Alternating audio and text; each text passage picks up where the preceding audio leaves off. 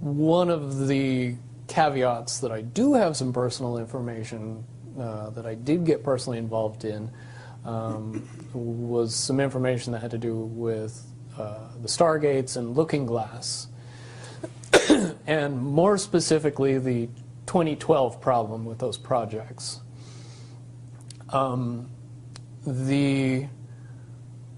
I guess, popular opinion of what's out there right now is that the project was shut down because there was a problem when we approached 2012.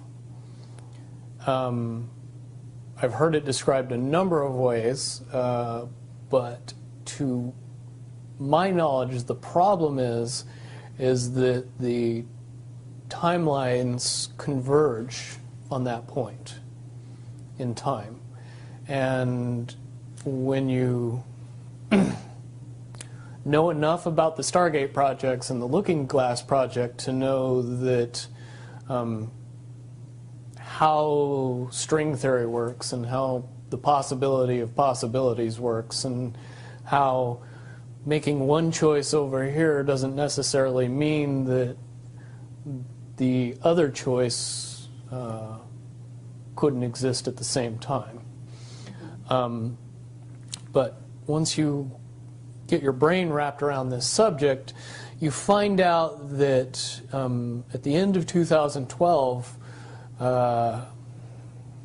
an easy way to put it, the choices that we make become less and less consequential to the future. And eventually we're pushed into this bottleneck of time, no matter which choice we make. And that's important to the people that had access to Looking Glass because they would use Looking Glass knowing the choices that they would make and the future would pop up. The big mistake was coming up with the possibility of future.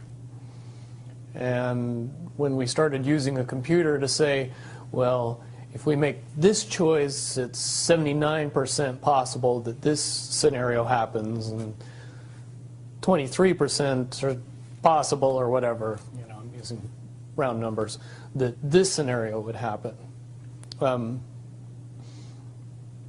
The understanding at the time was that was realistic. However, if you go down the road further and free will continues to exercise itself on this game, that 79% possibility sometimes changes very, very fast. But if you look at the situation in a point of time, it seems very realistic that that's the greatest possibility. What happened was people, very smart people, began to figure out that something big was coming up. Something that made it so all the possibilities of all the future scenarios of any choice, any possibility that was fed in and observed through the Looking Glass inherently ended up in the same future. And no decision and no possibility changed past a certain point. That's the big secret. Okay, so is that certainly 2012 in your understanding? It well coincides with December 21st, 2012. So at that point, all possibilities lead to the same timelines. Rubicon. All possible timelines lead to the same basic set of history in the future. And what is that history to you? Did you know that, or did you find that out? That is the big question. That is the big secret. That is what sends everybody that has all of the information, that knows everything, into a blind panic. The people that know everything about Looking Glass, that have gotten all the reports and all the information, the elites of the world, probably figured out that that was the end of the game, and nothing could be manipulated beyond that point. So do you think that's held true? In other words, well, I have about 60 questions, but do you think that's true or holding true, that nothing can be manipulated, that they haven't found a way to manipulate, that that's still the case? I mean, this is knowledge that you would have gained back when? Back when I was in the military, it would have been before '97 when I got in trouble. And it was things that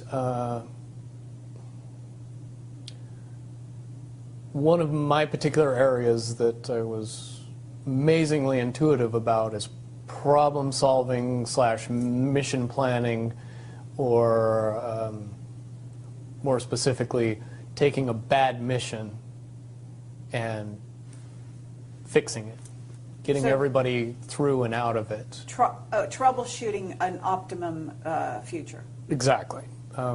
Certainly knowing how string theory and possible futures works makes it so you can work your mind very quickly to see the reality of what's happening and decide what decisions need to be made to change it for a particular outcome.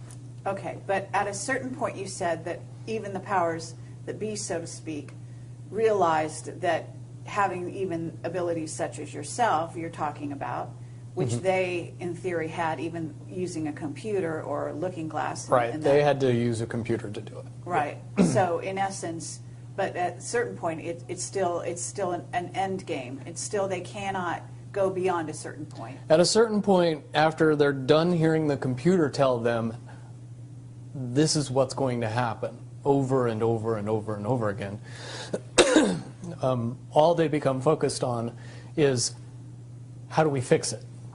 Why? What is this that's going to happen? The you know that? inevitable contraction of the timelines. But what does that mean for this reality? Do you know that? I don't know that. What I do know is that I was called in and asked to solve this problem, this timeline contraction problem. And I eventually did my due diligence and did all the investigating, and basically only had one piece of information, and that was reinforcement. The computer's right. The timelines will contract down to some inevitable thing that you guys won't tell me about, so I can't help you.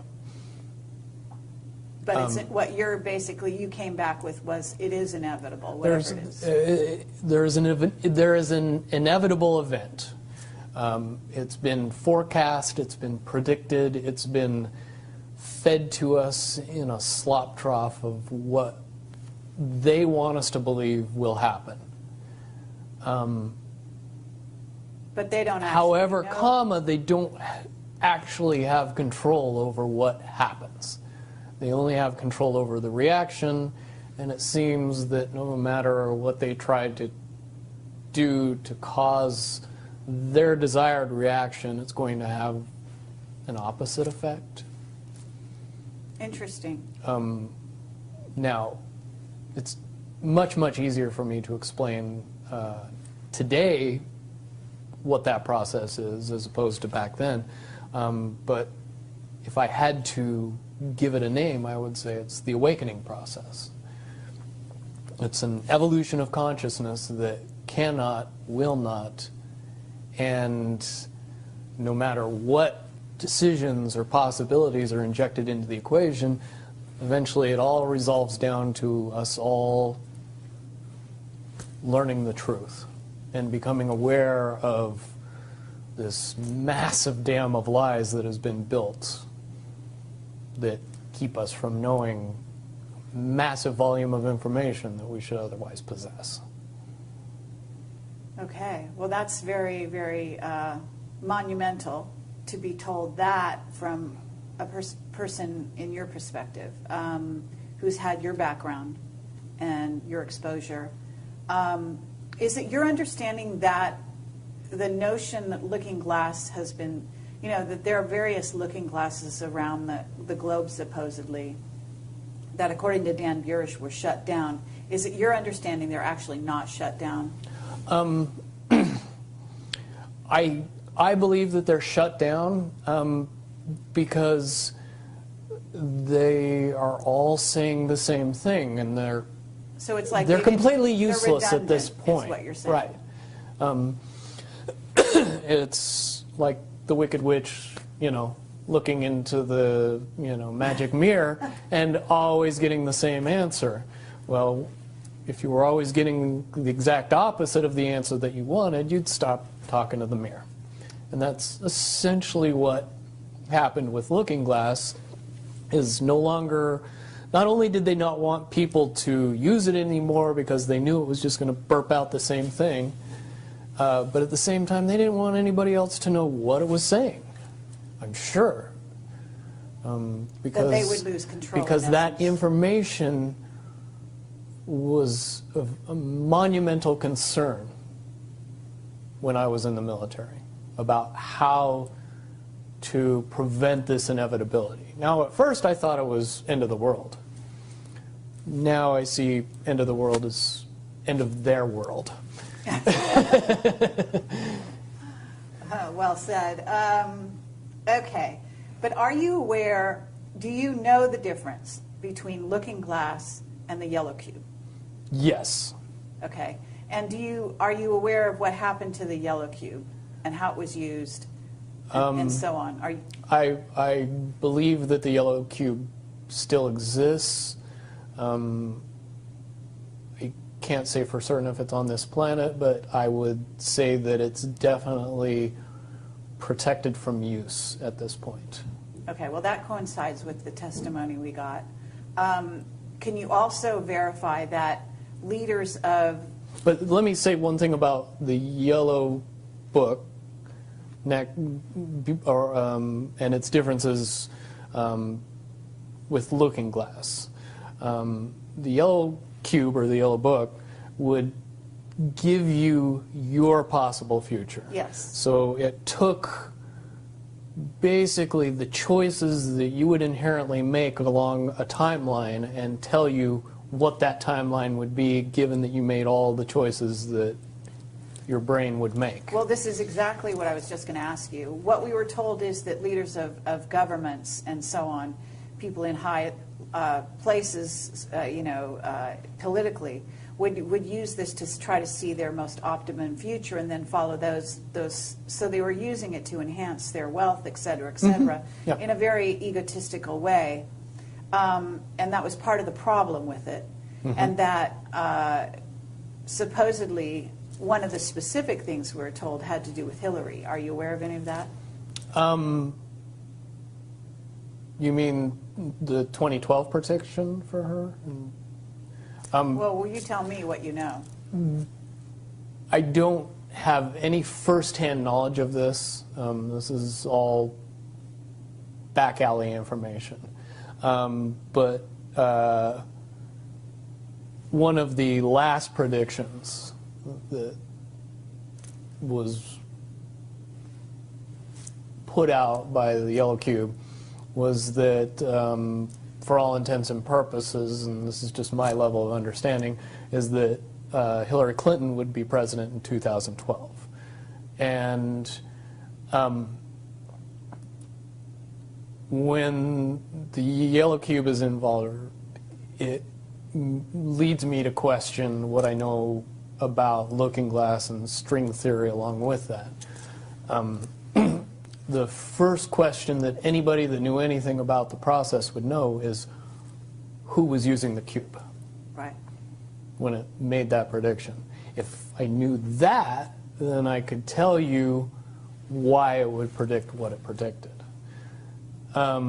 Wasn't there also an issue with, I'm not sure, but in using the yellow cube, yellow book, however you want to term it, that they actually had to use it through an intuitive who had a high vibration, had to be in the vicinity to, in a sense, be the go-between between the person who wanted to use the cube Right. and the cube itself. Because normally they didn't have the vibration necessary. Correct. And that is a process that would prevent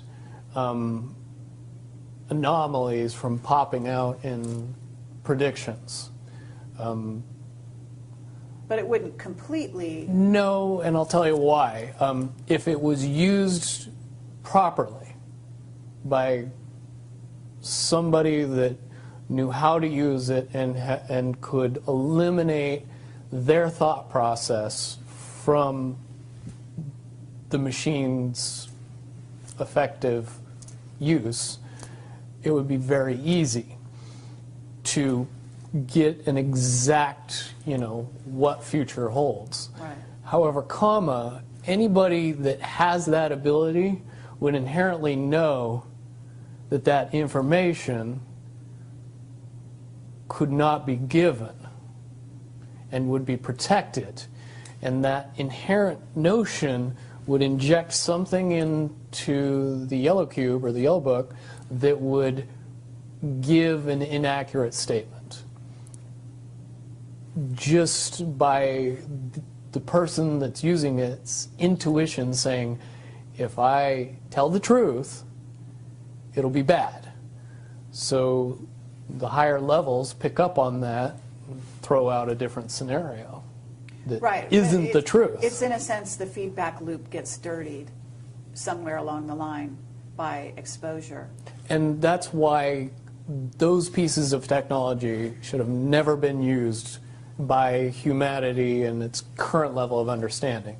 Because for all intents and purposes, the technology doesn't work right when we use it. Right, I totally get that.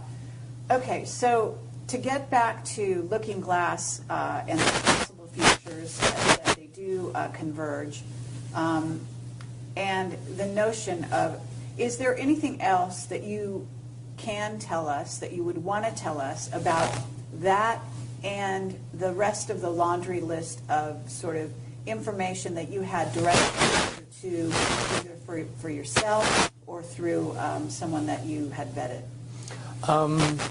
The biggest cherry on top of all this conversation would be a synopsis to say that if I could convince everybody out there that for all intents and purposes, what we believe to be true eventually becomes true. If somebody convinces us that a major disaster is going to happen in the very near future, a major disaster happens in the very near future. If we don't buy into that fear and accept that there's really nothing that we know is going to happen, and accept of whatever happens, that makes the convergence of the timelines happen as naturally as possible.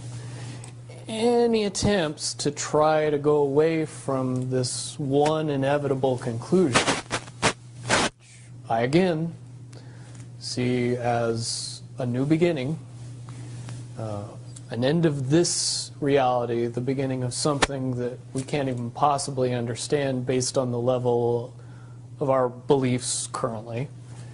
But when all that information comes flooding out, there's going to be no denying what's true and what's a lie or what's illusion. We won't have the choice to believe that 9/11 happened because of a bunch of terrorists, because we'll know exactly what's happened. Basically what we're experiencing right now is two master chess players sitting at the board. And one of them looks down at the board and sees that he's in checkmate in 7 moves. And he looks across at his opponent and he knows that his opponent sees it too. So there's no getting out of it. So at this point, the loser can only prolong the game. The game, both players know the game is over. It's only a matter of time before he does this, and then you're forced to do this, and then he's forced to do this, and eventually checkmate. We, as a race, if we could understand that the game is over, that based on the rules of the game, the bad guys have already lost, the good guys have already won. Yes, there's moves left on the table, but those moves are being forced by the player that is going to win.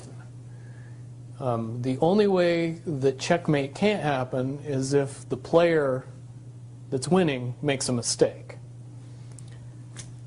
But from all of the information that I've gathered, all of the information that's been given, all of the information that's been vetted to me, it seems pretty obvious that the good guy player on the side of the chessboard knows exactly what has to be done to win the game. And so at this point, any mistake would be all but impossible. But again, you really have to understand the game to know that the guy that's losing is lost. And I'm sure most people sitting watching a chess match between two advanced chess players know the game's over long after the two players know it's over, because they can't see the board and see that there's only 7 moves left. Okay, but when we come to this convergence, and again, you've seen, or the looking glass has seen, up to that point. Now, let me say why I believe that it comes down to one inevitability, is because I was entrusted in getting it down to 2 possibilities. And I've heard both of those possibilities talked about in massive proportions, the good and the bad. Okay, do you want to talk, so can you in one sentence say what the good was and the bad was, or are you able to do that? To most easily put it to people, I suppose. One scenario is what most people would understand to be ascension, or an evolution of consciousness that brings us out of the cocoon and turns us into a butterfly. Timeline 2 is some kind of major global catastrophe that drives most of us underground and leaves a few of us on top to fend for ourselves. Very well put. Okay, so I would imagine, and you can... But I would also like to point it out that they call timeline 2, timeline 2. It seemed very odd to me that even back then it was identified as not 1. And that okay. one is the one didn't get one. talked about. Okay, 1 is the one that involves what in essence would be ascension, or moving into, from the cocoon to the butterfly. Okay, but I believe, based on what you're telling me, that they would have used a lot of people like you that had a proclivity for being able to see the future, to be what is a sort of an advanced psychic remote viewer, whatever you want to call that, and looking glass, to posit these potential futures, to go up to that point and to view it, and that you're just one of many. Wouldn't you agree? I would agree. And back in 1991, when I began my little adventure in the military, I would say that it was pretty obvious that there wasn't very many of us. However, you go 20 years into the future and you find out that it's coming to the point where there's a lot of people that have that ability, that are inherently realizing that ability, and are able, through some unknown extraordinary means, to develop that ability inside themselves without any outside help or assistance. And it's quite obvious that as far as advanced intellectual abilities, as far as simple intelligence levels, and cognitive skills of the human race has increased exponentially in the past 20 years. And people that were 10 years old in 1991 are now 30 years old and fully awake and conscious of this burning inside that says, I am a lot more than what I see in the mirror. Absolutely. Okay. I do have a question in regard to what the military-industrial complex has been working on. Because with the knowledge that you say they have, assuming that they have this level of knowledge that you're talking about, right? In other words, of the timelines converging and the fact that there was going to be something.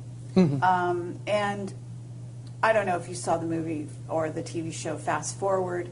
I mean, but there's been so many possible, scenarios in that regard. But one of the things that goes on is they are very busy building underground bases, supposedly underground cities. And so they seem to be hedging their bets for the negative timeline and putting their emphasis there. And would you say that that is because why would somebody want something negative to come true? Well, of course, the Illuminati have a program that they're working on in that regard. But basically, the sort of well-meaning military that just goes after contingencies, and is just working towards a future that they want to prevent or deal with when it comes. Can you explain why they have been hedging their bets to such a degree on the negative? It's very simple. They're insane. And beyond insane, they have literally deluded themselves into believing that they can somehow manage to get away with what they're trying to get away with. There is a distinct lack of reality in that thinking. Okay, what about the notion that CERN, for example, is engaged in trying to beat that game, as you call it? I would say, look at the problems CERN has had. The crazy little things that have kept that project from moving forward.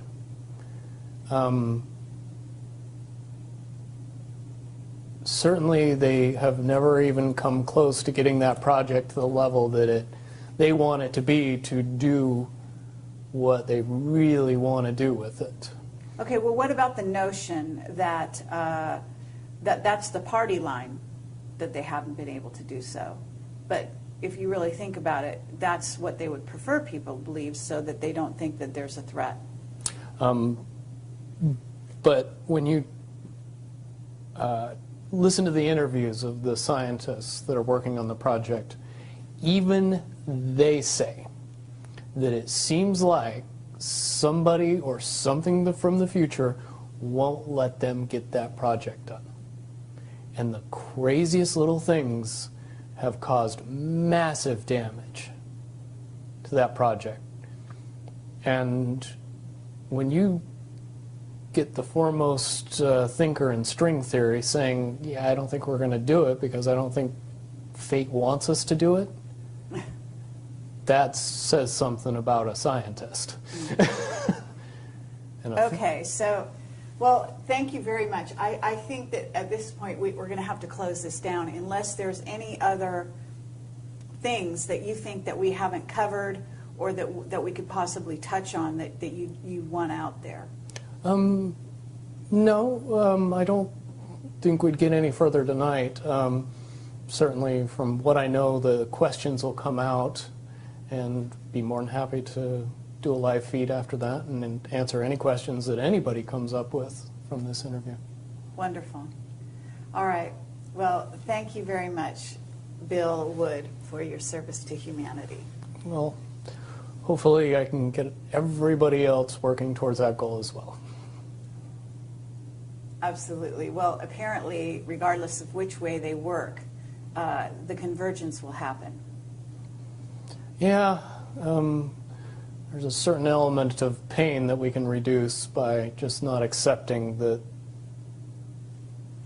we don't have choices in the matter. And sitting back and waiting for the aliens to fix everything isn't going to help.